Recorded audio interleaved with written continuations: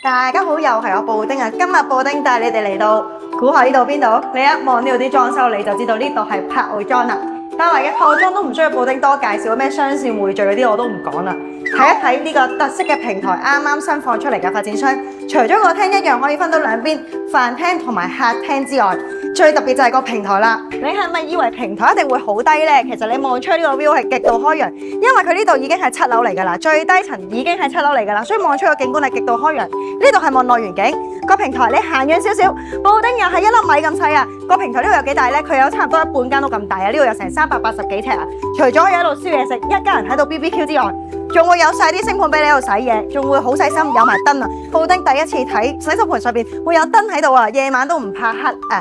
布丁會喺呢度全部玻璃加晒啲波波吊燈閃靈靈嘅夜晚，入翻間屋先好熱啊！但係你睇埋個廚房。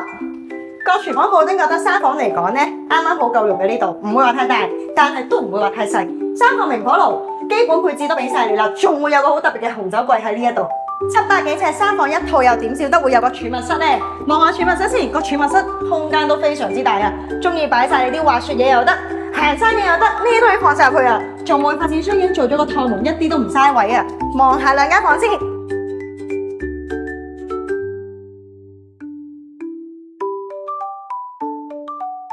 入埋你個主人房啊！佢除咗一樣會有個位俾你擺個大衣櫃之外，呢度仲可以擺張雙人床，前面擺部電視。呢度仲可以走出翻去個平台嗰度啊！叫啲小朋友翻入屋食飯啊！布丁啊，點會咁少？淨係帶你睇一間特色呢？而家帶你睇埋間兩房先。再嚟呢個兩房特色平台啦，437尺，佢係一個開放式廚房嚟㗎。呢邊已經有塊鏡俾你啦，一入門口就係個洗手間。入埋嚟一樣客飯廳分明唔使講啦。呢個平台都唔細㗎，有123尺，望嘅一樣係內園景。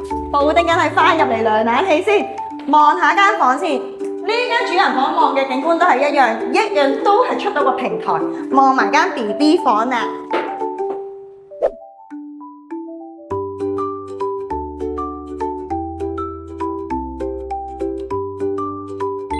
睇完柏傲莊呢2個特色單位，你又覺得點呢？呢一度嘅特色單位真係買少見少啊！買一間少一間，已經得翻好少數量㗎啦。